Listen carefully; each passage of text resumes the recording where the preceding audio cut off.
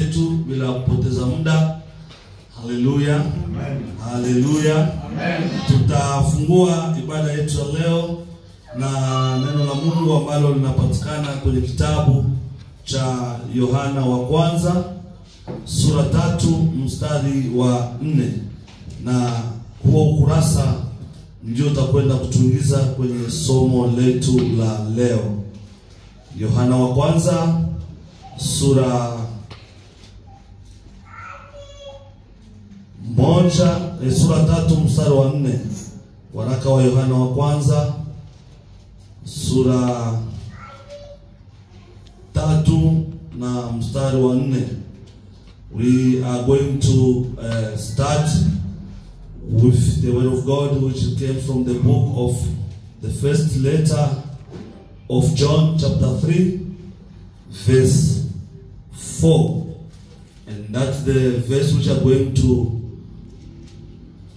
take us to our topic of this evening. Basi kwa yule ambaye ameona anaweza kusoma, na kama hapana nitasoma. Ikiwa kuna yote ambaye ameona akaribie. Kwa jina la Yesu tunaweza kusimama kwa kuheshimu neno la Mungu. Yohana wa kwanza 3 kenda inasema hivi katika jina la Yesu. Amen. 3 mstari wa 4. Wa 4. Kenda. Yohana wa kwanza sura 3 mstari wa 4. Ile inasema hivi. Amen. Kila atendaye dhambi afanya uasi, kwa kuwa dhambi ni uasi. Amen. Amen. Haleluya. Tunaweza kukaa. Biblia inasema ya kwamba kila atendaye dhambi ameasi. Mungu atusaidie sana. Amen. Na somo letu leo tutazungumza habari kuhusu dhambi na faida ya kutubu. Dhambi na faida ya kutubu. Yohana anatuambia au anatuonesha kwamba dhambi ni uasi. Dhambi ni uasi. Tunaasi nini? Mungu atusaidie sana. Amen. Tunaasi sheria ya Mungu. Na sheria ya Mungu ni zile amri 10 ambazo Mungu ametupatia, yale maagizo ambayo Mungu ametupatia tuishi ili tumpendeze na iwe baraka kwetu siku zote za maisha ambayo tutakwenda kuyaishi hapa chini ya jua.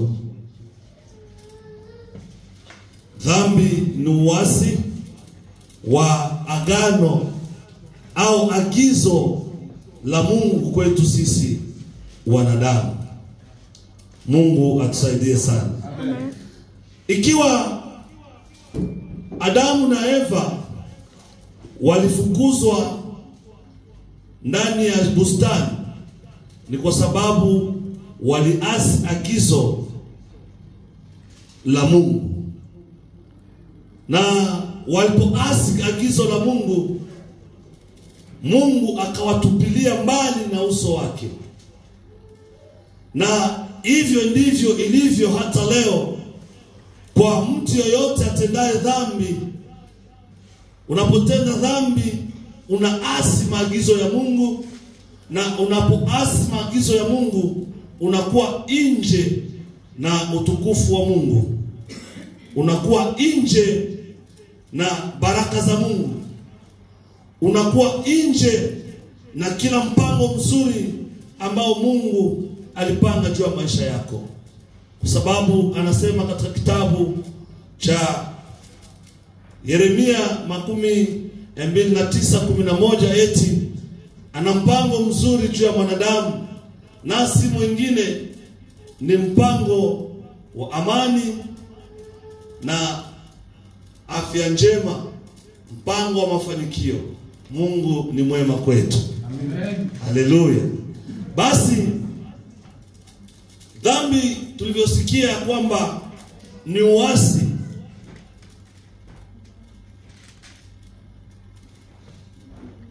na kunakuwa vile vile namna nyingi ya uasi au dhambi. Haleluya. Amen. Kunakuwa namna nyingi za uasi, kunakuwa namna nyingi ya dhambi. Mungu atusaidie sana. Amen. Nani anaweza kuzitaja amri 10 za Mungu? Tusaidiane. Mama Rehema, taja amri 5 za Mungu ambazo unajua kwenye kichwa chako. 5 tu, karibu. Amri 10 za Mungu. Dhambi nasema, sababu dhambi ya ile nasema usishuhudie uongo wala useme. Usishuhudie uongo wala usiseme uongo. Mwingine, Usizini. usizini, usiue, usitamani, waheshimu baba yako na mama yako, usijifanyie sanamu ya kuchonga. Mungu atusaidie sana. Na mambo kaza wa kaza. Basi walipoasi, ilikuwa kabla au ilikuwa baada ya Mungu kuwapatia sheria. Mungu aliwaambia ya kwamba mkikula mtakufa. Mungu atusaidie sana. Na huo ndio ulikuwa mwanzo wa dhambi. Walipoasi wakafa, na kifo ambacho mtu yoyote anakufa. Mkristo ukitenda dhambi unakufa kwanza kiroho, na kule kufa kiroho ni kupungukiwa na ule utukufu wa Mungu. Kwa sababu Biblia inasema kwamba walikuwa uchi, lakini hakuna siku walijiona kwamba wako uchi. Mungu atusaidie sana. Kumbe mavazi ambayo ilikuwa nafunika ilikuwa ni utukufu wa Mungu. Basi ikawa hivyo, dhambi ikaendelea kuzaa, na watu wanafikiria ya kwamba kuua ndio dhambi pekee. Watu wanafikiria ya kwamba kuiba ndio dhambi pekee. Watu wanafikiria ya kwamba kusema uongo na kusengenyana ndio dhambi pekee. Lakini nikwambie ya kwamba hata kumtolea Mungu mapato yasiyofaa ni dhambi. Mungu atusaidie sana. Hata kumtolea Mungu mapato yasiyofaa ni dhambi. Mwanzo sura 4 mstari wa 5 anasema nini? Mwanzo 4 mstari wa 5 anasema hivi. Katika jina la Yesu tunasoma. Amen. Bali Kaini hakumtaka Bali, hakumpenda wala sadaka yake. Kaini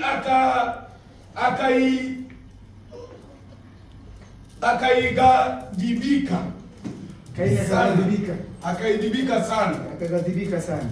Ya, uso wake ukakunjamana. Amen. Amen. Haleluya. Hizi ni habari za Kaini na Abeli. Mungu atusaidie sana. Amen. Tuko kwenye dhambi na faida ya kutubu. Tukasema ya kwamba dhambi, watu wanafikiria ya kwamba dhambi ni kuiba tu, kutamani, kushuhudia uongo na mambo kaza wa kaza. Lakini nikwambie ya kwamba hata kumtolea Mungu mapato yasiyofaa ni dhambi. Mungu atusaidie sana. Biblia inasema ya kwamba alipozaa Kaini, baadaye akamjua mke wake tena na akamzaa Abeli. Na wote wawili walikomaa Na walipoanza kukomaa, neno la Mungu linatuambia kwamba mmoja alikuwa mkulima na mwingine akawa mchungaji. Na ilipofika wakati wa mazao, Kaini akachukua yale mazao mazaifu. Mungu atusaidie sana. Vile vya kuoza. Ni kama vile Mama Mary ambaye anauza manguo. Anasema nitamtolea Mungu nini, anachukua ile manguo vishachanika. Ndio anafunga, anasema twende tutoe charity. Mungu atusaidie sana. Twende tusaidie watu ambao hawajiwezi. Unafikiria kwamba ndani mwako unakwenda kutoa sadaka. Akatoa matunda, mazao ya shamba ambayo hayafai mbele za Mungu, na Mungu akakataa sadaka yake. Kwa nini Mungu alikataa sadaka yake? Ni kwa sababu ilikuwa haifai. Haleluya. Kumbe kumtolea Mungu sadaka isiyofaa na yenyewe ni dhambi mbele za Mungu. Lakini maandiko matakatifu yanasema Abeli akachagua katika mifugo yake kondoo wa kunona. Haleluya. Kondoo wa kunona. Alipoleta kondoo za kunona mbele ya Mungu, sadaka yake ikakubaliwa. Mungu atusaidie sana. Sadaka yake ilipokubaliwa na Mungu, akapata kibali machoni pa Bwana. Angalia faida ya kumtolea Mungu mazao mazuri, sadaka nzuri. Unakutana na mtu uko nje anakupatia sarand. Unasema nashukuru sana. Mwele sarand unakamata kingongoro kia 5 rand ndio unakuja kumtolea Mungu hapa. Na unafikiria kwamba Mungu atakubariki. Mungu atusamehe sana. Kumbe kutoa nako kunahesabika mbele za Mungu. Haleluya.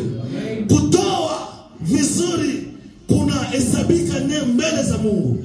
Ndiyo maana wenzetu ambao bado hawajamjua Mungu na upagani wao, sikiliza vizuri, na upagani wao wanapomtolea Mungu vizuri, Mungu anawabariki. Kwa sababu wanasema nitabariki kazi ya mikono yako. Haangalia upagani, anaangalia nini? Anaangalia aliyetoa vizuri. Haleluya. Haleluya. Haleluya. Haleluya. Naona ninaanza kuwaletea mambo magumu sasa. Akamwambia kati ya wale watu wawili, mmoja alimwona njiani mpigwa, ameonewa hawezi, na vidonda akapita. Wa pili akamwona akapita. Watatu Msamaria. Haleluya. Asiyekuwa na dini. Msamaria akamwona, akamwonea huruma. Yesu akamuuliza, kati ya wao na huyo ambaye amemwonea huruma, nani ndugu yake? Nani jirani yake? Mmoja anijibu. Tuko ni mafundisho. Ambaye aliyemwonea huruma. Haleluya. Kumbe Mungu anaangalia matendo mazuri. Mungu anakuwa na faida kati ya mtu ambaye anatenda vizuri, na huyo mtu akapata kibali machoni pa Mungu kwa sababu ametenda vizuri. Mungu atusaidie sana. Tuko kwenye neno ambalo linazungumza dhambi na faida ya kutubu.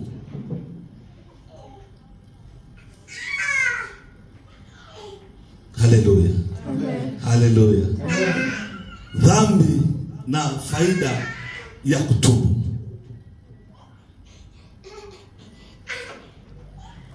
Dhambi ikaendelea namna hiyo. Watu wakaendelea kuasi. Watu wakaendelea kuasi. na Mungu akaendelea kuchukia.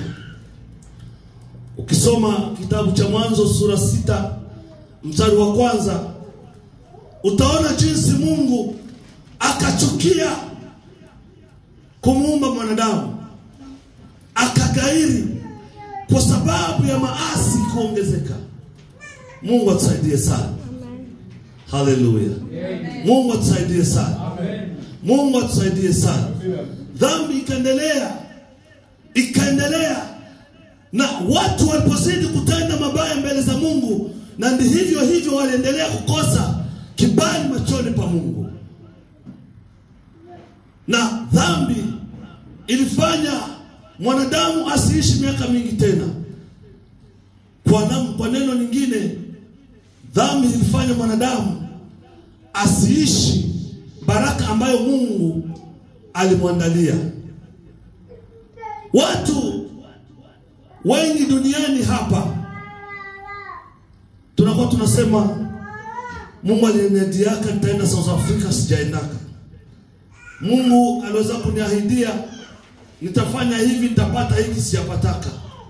Mungu atusaidie sana. Hiyo ahadi ambayo Mungu alikuahidia, hiyo ahadi za Mungu zinasimama pale pale. Ikiwa ya kwamba utakubali kuyatenda yaliyo mema machoni pa Mungu, utaishi ahadi za Mungu. Haleluya. Amen. Haleluya. Amen. Ikiwa ya kwamba utaishi maisha ambayo yanampendeza Mungu, zile ahadi za Mungu zitatimilika kwako. Haleluya. Amen. Tuache kukokotana.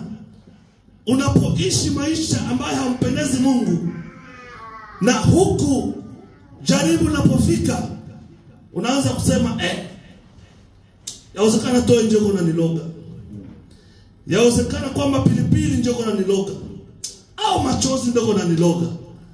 Mungu asaidie sana. Huku unajiloga mwenyewe. Kukosa kusimama pamoja na Mungu ni uchawi. Ni uchawi mkubwa sana. Haleluya. Amen. Haleluya. Amen. Haleluya. Amen. Ninaamini ya kwamba Mungu anatupenda. Ndio maana alifanya hivi tukutane, kwa sababu ilikuwa tabia yake. Yesu alikuwa na tabia ya kukutana na wanafunzi namna hii. Kama unasoma kitabu cha Mwanzo, kitabu cha Mathayo, ile chapitri yake ya mwisho 19:12, anasema ya kwamba mwende muwafundishe, muwafanye wachukue, sijui inasemaje vizuri, mwende muwafundishe na wakamate yale ambayo yote niliyoagiza. Haleluya. Sijui inasemaje vizuri. Baba, unaweza kusoma mbio pale? Ni Kifaransa, ni lugha nayo. Mungu asikie Kifaransa.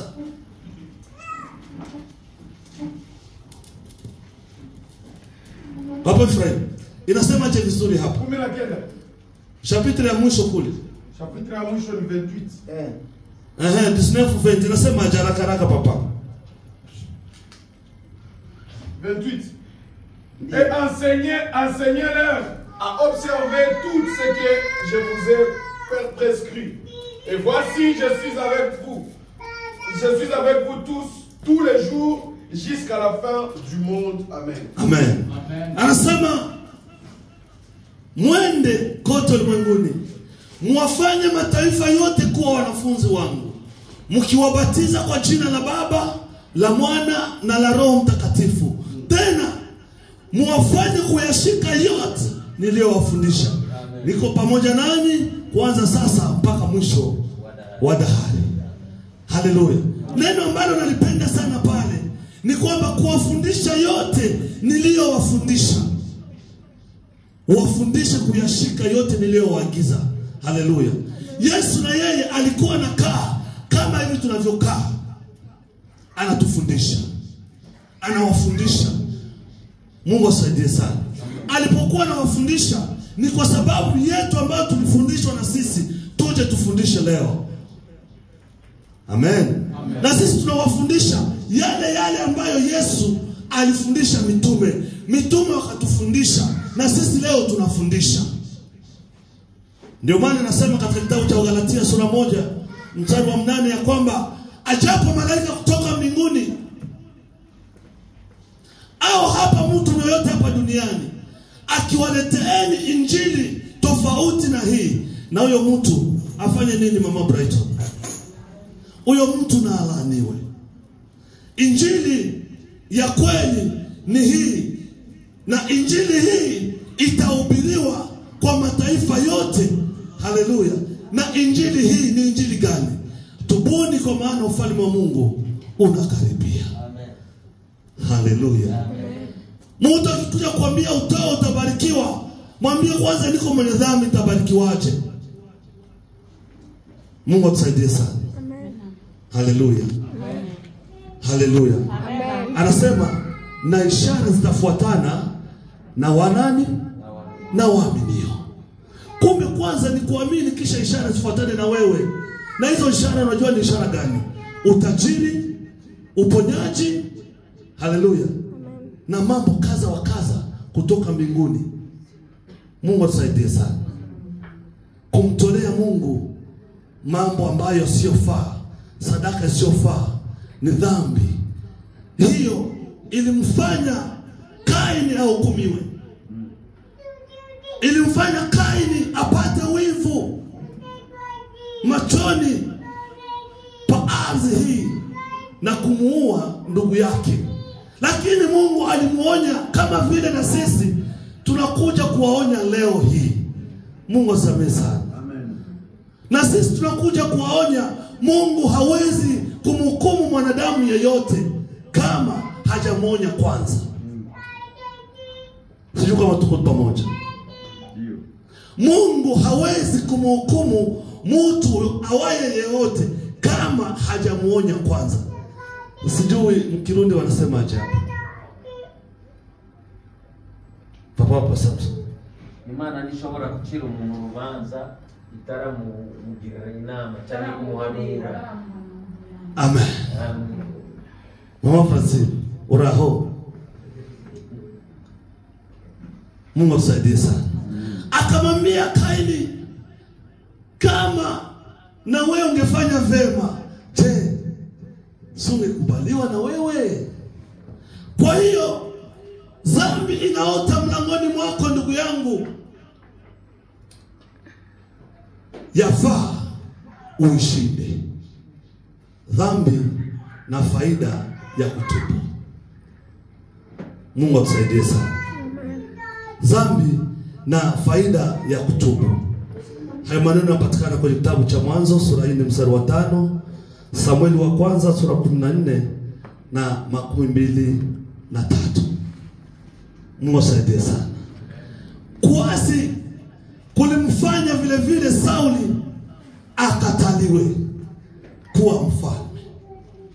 Mungu asaidie sana. Samueli wa kwanza 15:23. 15:23 tunasoma kwa jina la Yesu. Amen. Biblia inasema hivi: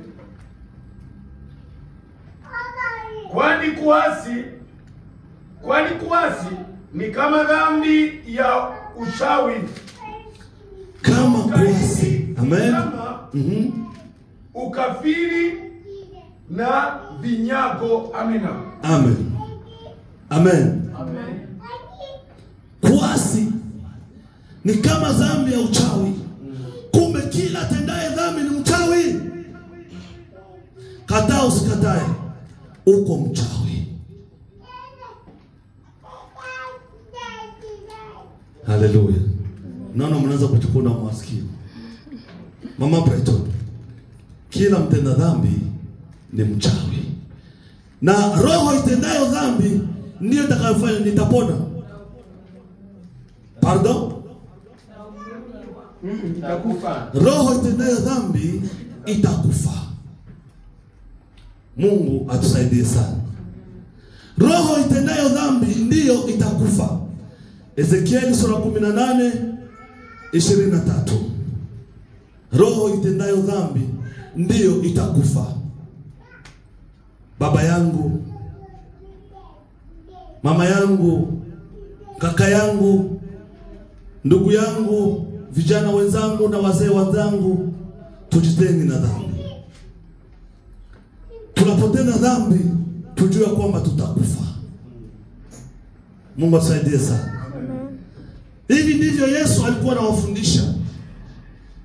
Kuja kwa Yesu kulikuwa kwa nia moja tu, ya kwamba abebe bibi harusi. Mwana mpotevu alipoasi, akaanza kuhangaika. Kumbe hakuna amani katika dhambi. Hakuna baraka katika dhambi. Hakuna uponyaji katika dhambi. Hakuna neno lolote nzuri tunalopata katika dhambi. Kwa sababu tunapoasi tunakuwa mbali na Mungu. Tunapoasi tunajitenga mbali na uso wa Mungu. Tunapoasi tunajitenga na agizo la Mungu, tunajitenga na baraka za Mungu. Sasa tunapojitenga na uso wa Mungu, nini huko nje? Biblia inasema huko nje kuna nini? Haleluya. Huko nje kunakuwa na mbwa mwitu. Unajua kazi ya mbwa mwitu? Asema kunakuwa na simba ngurumai. Tutafuta nani? Tutafuta atakaye raruliwa. Sasa unapokuwa nje, unajua kwamba unakuwa expose mu mikono ya shetani. Na unakuwa expose mu mikono ya shetani, atakutumia kweli kweli. Atakutumia kweli kweli. Kwa sababu unapokuja hapa kanisani unasema tumkanyage shetani leo. Unamkanyaga kweli kweli hapa. Maskini ya Mungu, ungana mshanga mkiuno ambaye ungana kukonekta na kuzimu. Mungu atusamehe sana. Unakuja kumkanyaga shetani kanisani, bado uko na manguo ambaye inakukonekta wewe na shetani. Mungu atusaidie sana. Amen. Unakuja kumkanyaga shetani hapa kanisani, kumbe bado ungali unajikonekta na shetani na hali ya kufanya masturbation mnyumba. Mungu akusamehe sana. Uko na uwa watoto, uko na uwa. Lakini neno la Mungu linakuja jioni ya leo ya kwamba hakuna faida katika dhambi. Hakuna faida nje ya Yesu Kristo. Hakuna faida unapokuwa nje na neno hili. Biblia inasema ya kwamba maneno ya Mungu ni nini? Mama Jacqueline, maneno ya Mungu ni nini? Maneno ya Mungu ni kweli, tena uzima wa milele. Wanani wanaamini hivyo? Mungu awabariki sana. Maneno ya Mungu ni kweli, tena na uzima wa milele. Dhambi na faida ya kutubu. Kwa hiyo kutubu ni kukubali ya kwamba uko mwenye dhambi. Kutubu ni kukubali kuyaacha yote. Haleluya. Kutubu ni kukubali kuyaacha yote mabaya uliyotenda na kuyapatia mgongo na kumrudilia Mungu. Faida ya kutubu. Kutubu tu ndio kunafanya tena ule urafiki ambao ulikuwa umekatika kati ya sisi na Mungu urudie tena. Kutubu. Nilisema kutubu ni kukubali ya kwamba uko mwenye dhambi. Na ukikubali ya kwamba uko mwenye dhambi, ndio unafanya nini? Unarudi, unakwenda kutengeneza. Watu wengi leo wanakuwa nakuja, Bwana nisamehe, niliwaza Mungu atusamehe sana.